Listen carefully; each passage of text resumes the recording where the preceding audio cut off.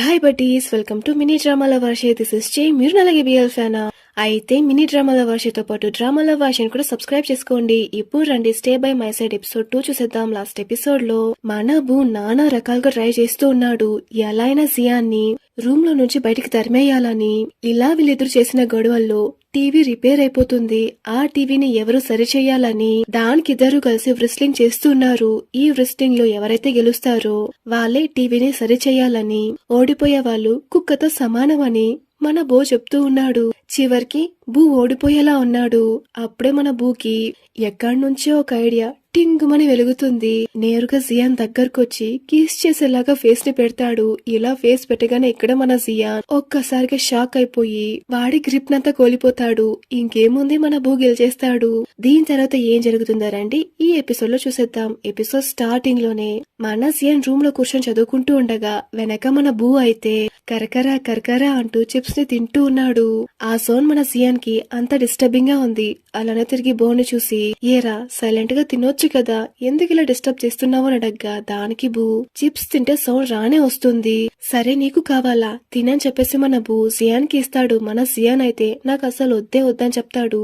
అయినా బూ వదలకుండా నువ్వు తినాల్సిందే అని ఫేస్ దగ్గరకు తీసుకొచ్చేసి తినిపించేలా వచ్చేస్తాడు. దాన్ని చూసి జియాన్ ఫుల్ టెన్షన్ అయిపోయి మన బూని తోసేస్తాడు. ఇలా తోయడంతో ఆ చిప్స్ అంతా మన జియాన్ మీదే పడిపోతుంది.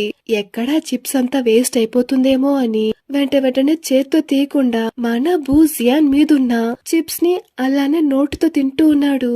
దీన్ని చూస్తున్న మన జియాన్ కైతే ఒక్కసారిగా ఫీజులు ఎగిరిపోతాయి. ఓరి దేవుడా, వీడేంటి ఇలా చేస్తున్నాడని ఫుల్ షాక్ అయి చూసి అలానే బూని తోసేస్తాడు. నెక్స్ట్ డే కాలేజ్ లో మన బూ లైబ్రరీలో నిల్చో ఉన్నాడు. బుక్స్ అంతా చేత్తో పట్టుకొని, ఒకే మనిషి ఎన్ని హోంవర్క్స్ అని చేసేది, రేపు వేరే ఇంగ్లీష్ అసైన్మెంట్ ని సబ్మిట్ చేయాలి. నాకు ఇంగ్లీష్ లో ఒక్క ముక్క అంటే ఒక్క ముక్క రాదు.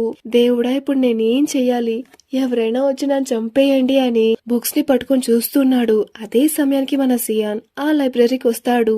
జియాన్ చూడగానే మన బూకి ఏదో ఐడియా వచ్చినట్టుంది. ఇప్పుడు జియాన్ కూర్చోన్న బెంచ్ లో కూర్చొని జియాన్ ని చూస్తున్నాడు. ఇక్కడ జియాన్ అయితే కొద్ది కొద్దిగా దూరంగా వెళ్తూనే ఉన్నాడు. అయినా వదలకుండా మన బూ జియాన్ కి దగ్గరగా వెళ్తూనే ఉన్నాడు. దాన్ని చూసి ఫుల్ ఇరిటేట్ అయ్యి మన జియాన్ ఎందుకు ఇలా చేస్తున్నావు అనట. దానికి బూ నేను ఒక మంచి ఎగ్జాంపుల్ గా తీసుకొని బాగా చదవాలనుకుంటున్నానని చెప్తాడు. ఇలా చెప్తుంటే గానీ మన జియాన్ పెన్సిల్ కింద పడిపోతుంది. ఆ పెన్సిల్ ని ఇద్దరు కాస్త క్లోజ్ గా వచ్చేస్తారు. ఇప్పుడు బూ అలానే తలెత్తి మన జియాన్ ని చూసి, నీకు చేతులెత్తి దండం పెడతాను, ఎలా అయినా నన్ను కాపాడని చెప్తాడు. ఇప్పుడు సీన్ ఇక్కడే కట్ చేస్తే ఇప్పుడిద్దరు కలిసి రూమ్ లో కూర్చొని చదువుతూ ఉన్నారు. మన జియాన్ అసైన్మెంట్ ఎలా రాయాలో బూకి చెప్పిస్తూ ఉన్నాడు. ఇప్పుడు బూ జియాన్ దగ్గర నాకు ఇంగ్లీష్ కి కొంచెం దూరం అని చెప్తాడు. అయితే ఈ కాలేజ్ లో నీకు సీట్ ఎలా వచ్చింది? దానికి బూ అంతా స్పోర్ట్స్ కోటానే అని చెప్తాడు. ఇలా చెప్పగానే జియాన్ టక్కని లేచి ఎక్కడికి వెళ్ళిపోతూ ఉన్నాడు. టక్కని మన జియాన్ చేపట్టుకుని మన బూ ఆపుతూ, రేపే నేను ఈ అసైన్మెంట్ ని సబ్మిట్ చేయాలి. రేపు గనుక నేను ఈ అసైన్మెంట్ ని సబ్మిట్ చేస్తే నువ్వు నేను దీని తర్వాత ఎటువంటి ప్రాబ్లం లేకుండా ఉండొచ్చు. ఈ రూమ్ ని నీకు సగం నాకు సగం అని సరే సమానంగా డివైడ్ చేసుకుందాం. ఈ ఐడియా బాగుందని మన జియాన్ కూడా బూకి దగ్గరుండి అసైన్మెంట్ కి హెల్ప్ చేస్తూ ఉన్నాడు. ఇక్కడ మన బూ అయితే ప్రతి పదాన్ని డౌట్ అడిగి మన జియాన్ ని చంపేస్తున్నాడు. ఇలా విసిగించేసరికి మన జియాన్ లేచి ఎక్కడికో వెళ్ళిపోతూ ఉన్నాడు. దాన్ని చూసి బూ ఎక్కడికి వెళ్తున్నావు అనడగ్గా దానికి జియాన్, ఏరా వాష్రూమ్ కి కూడా వెళ్ళకూడదా? సరే వచ్చేటప్పుడు అలానే నాకు కూల్ డ్రింక్ తీసుకురా అని చెప్తాడు. సరే అని చెప్పేసి మన జియాన్ కూడా అక్కడి నుంచి వెళ్ళిపోతాడు. ఇప్పుడు మన జియాన్ తిరిగి వచ్చి చూస్తే అక్కడ మన బూ టేబుల్ మీద పడుకొని నిద్రపోతూ ఉన్నాడు. నిదానంగా జియాన్ బూ చెవి దగ్గరకు వచ్చి అసైన్మెంట్ అని చెప్తాడు. ఇలా చెప్పగానే మన బూ భయపడి టక్కని లేచేస్తాడు. ఇలా లేవగానే వాడి తల జియాన్ ముక్కుకే గుద్దుకునేస్తుంది. ఇంకేముంది, మన జియాన్ తీసుకొచ్చిన వాటర్ బాటిల్ ని వాడి ముక్కుకి మసాజ్ చేస్తూ ఉన్నాడు. ఇక్కడ మన బూ అయితే ఇంట్రెస్ట్ గా అసైన్మెంట్ చేస్తూ ఉన్నాడు. ఇప్పుడు మన బూ అసైన్మెంట్ అంతా అయ్యాక అక్కను చూడడానికి టెంపుల్ కి వచ్చాడు. అప్పుడు మన బూ మెల్లో ఒక తాయెత్తు లాగా ఉంది. ఈ తాయెత్తు బూకి వాళ్ళ తాతగా చేయించారు. ఎందుకంటే మన బూకి చిన్నప్పటి నుంచి దయ్యాలంటే చాలా భయం. దానికి రక్షణగా వాళ్ళ తాతగారు మన బూకి ఈ తాయెత్తు చేయించారు. ఇప్పుడు తాతగారు లేరు. ఇదంతా తలుచుకొని ఆ తాయెత్తును చూస్తున్నాడు. ఈ సీన్ ఇక్కడే కట్ చేస్తే ఇప్పుడు అక్క బూని చూడటానికి వస్తుంది. అక్క చూస్తే టామ్ బాయ్ లా ఉంది. దాన్ని చూసి తమ్ముడు, ఏంటక్క ఇలా ఉన్నావు, ఇలానే ఉంటే నిన్నెవరు పెళ్లి చేసుకుంటారు? దానికి అక్క, అదంతా నాకు తెలుసు లేరా అని చెప్తుంది. ఇప్పుడు ఇద్దరూ కలిసి జాలీగా తింటూ మాట్లాడుకుంటూ ఉన్నారు. ఇప్పుడు ఈ సీన్ ఇక్కడ కట్ చేసి ఇప్పుడు అక్క ఏవో పూజలని చేస్తూ ఉంది. చామ్ పేపర్స్ అని 2 ఎన్వలప్ కవర్స్ తాతగారు అక్కకిచ్చారు. ఒకటేమో బూది, ఇంకొకటేమో అక్కది. అక్క దాంతో, ఈ పేపర్ ని నువ్వు నిప్పుతో కాల్చాలి, అప్పుడే నీకు కనిపిస్తుంది. ఆత్మలు మాట్లాడుకోవడం, ఆత్మలు నీకు కనిపించడం మొదలవుతుంది. దీనివల్ల నువ్వేం భయపడకు, ఇది మన ఫ్యామిలీ ట్రెడిషన్, నీకు తోడుగా ఎప్పుడు తాతగారు ఉంటారు అని అక్క పేపర్ లో ఉంది. సరేనక్క కూడా అక్క పేపర్ ని కాలుస్తూ ఉండగా ఆ పేపర్ లో ఉండే కొంచెం నిప్పు కాస్త మన బూ పేపర్ మీద పడిపోతుంది. మన బూ పేపర్ లో బూ పవర్స్ అని నేను లాక్ చేసి పెట్టాను, ఎందుకంటే బూకి దయ్యాలంటే చాలా భయం కదా. సో బూ పేపర్ ని చాలా జాగ్రత్తగా చూసుకోవాలని ఉంది. ఇప్పుడు ఆ నిప్పు కాస్త మన బూ పేపర్ మీద పడిపోయి కొద్దిగా కాలిపోతుంది. దాన్ని చూసి అక్క ఫుల్ టెన్షన్ అయిపోయి టక్కన నిప్పును ఆర్పేసి చాలా భయపడుతూ ఉంది. అలానే తాతగారికి నేను తెలియకుండా ఏదైనా తప్పు చేస్తుంటే నాకు క్షమించండి అని చాలా భయపడుతూ ప్రేయర్ చేస్తూ ఉంది. ఇక్కడ మన బూ కీస్ మర్చిపోయాడు అని రూమ్ కి వెళ్లకుండా అక్కడే హాల్లో కూర్చో ఉన్నాడు. ఇప్పుడు మన బూకి ఏవో సౌండ్స్ వినిపిస్తూ ఉంది. ఆ సౌండ్స్ ఎలా ఉన్నాయంటే అరిగిపోయిన పాత టేప్ రికార్డ్ లాగా వినిపిస్తూ ఉంది. ఇలా వినిపించగానే మన బూ చాలా భయపడిపోతూ దాన్ని డైవర్ట్ చేయడం కోసం మొబైల్ ని తీసి చూస్తూ ఉన్నాడు. అలానే ఆ సోఫాలో పడుకునేస్తాడు. ఇప్పుడు అక్కడికి మన జియాన్ వచ్చి చూస్తాడు. ఇలా సోఫా మీద పడుకున్న మన బూకి అతని జాకెట్ ని తీసి కప్పుతాడు. అయినా మన బూ నిద్దట్లో ఆ జాకెట్ ని తోసేస్తాడు. అరే ఏంట్రా వీడు అని మన జియాన్ మనసులో అనుకుంటూ మళ్ళీ ఆ జాకెట్ ని బూకి కప్పుతాడు.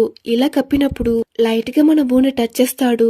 చూస్తే మన బూ ఒళ్ళు అలా కాలిపోతూ ఉంది. మన బూ అలానే నిద్దట్లోనే మన జియాన్ చేపట్టుకొని నా దగ్గరికి రాకండి అని భయపడుతూ కలవరిస్తూ ఉన్నాడు.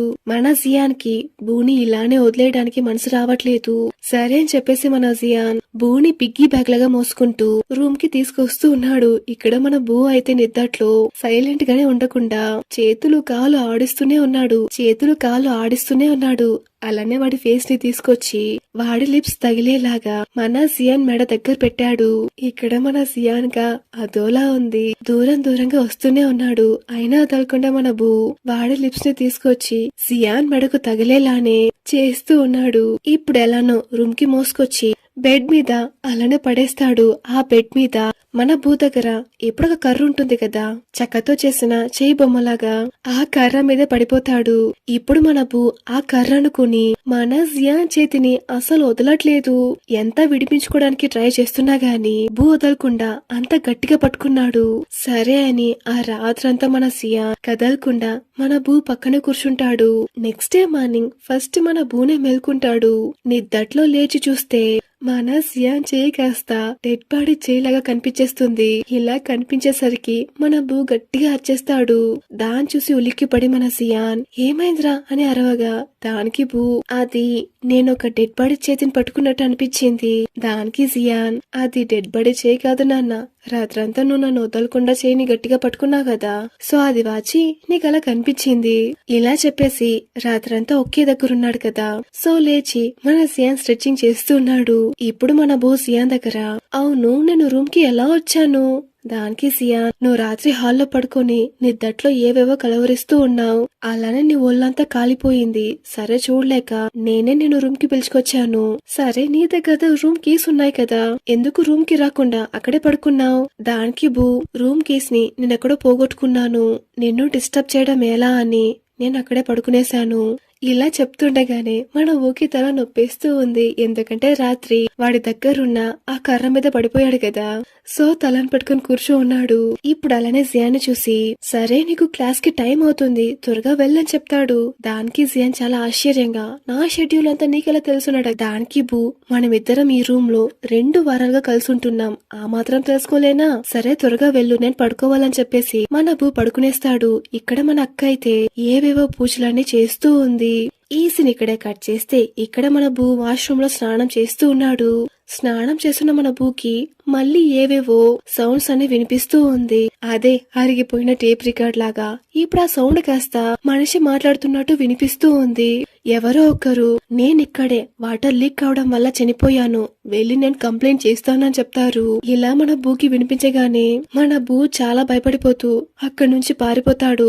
ఇలా పారిపోతున్న మన బూని చూసి ఆ దయ్యాలే నవ్వుకుంటూ ఉన్నాయి. ఇప్పుడు రూమ్ కొచ్చిన ఆ సౌండ్స్ వదలకుండా వినిపిస్తూనే ఉంది. అందుకనే మన బూ చెవుల్ని గట్టిగా మూసుకుంటూ నన్నెవరైనా వచ్చి కాపాడండి అని చాలా భయపడుతూ చెప్తూ ఉన్నాడు. ఇప్పుడు ఆ రూమ్ కి మన జియాన్ వస్తాడు. ఇలా జియాన్ రాగానే వెళ్లి నేరుగా జియాన్ కాళ్ళ మీద పడిపోయి జియాన్ కాళ్ళను గట్టిగా పట్టుకుంటాడు. ఇలా మన జియాన్ కాళ్ళని పట్టుకోగానే ఆ సౌండ్స్ అన్ని ఒక్కసారిగా ఆగిపోతాయి. అస్సలు వినిపించట్లేదు. ఇక్కడ మన జియాన్ కి అసలు ఏం అర్థం కావట్లేదు. మన బూని తోసేస్తాడు. ఇలా మన బూ దూరంగా రాగానే మళ్ళీ ఆ సౌండ్స్ వినిపిస్తూ ఉంది. టక్కని వెళ్లి మన బూ మళ్ళీ మన జియాన్ కళ్ళను పట్టుకునేస్తాడు. ఇప్పుడే మన బూకి అర్థమవుతుంది జియాన్ దగ్గరుంటే ఇలాంటి సౌండ్స్ వినిపించదు అని.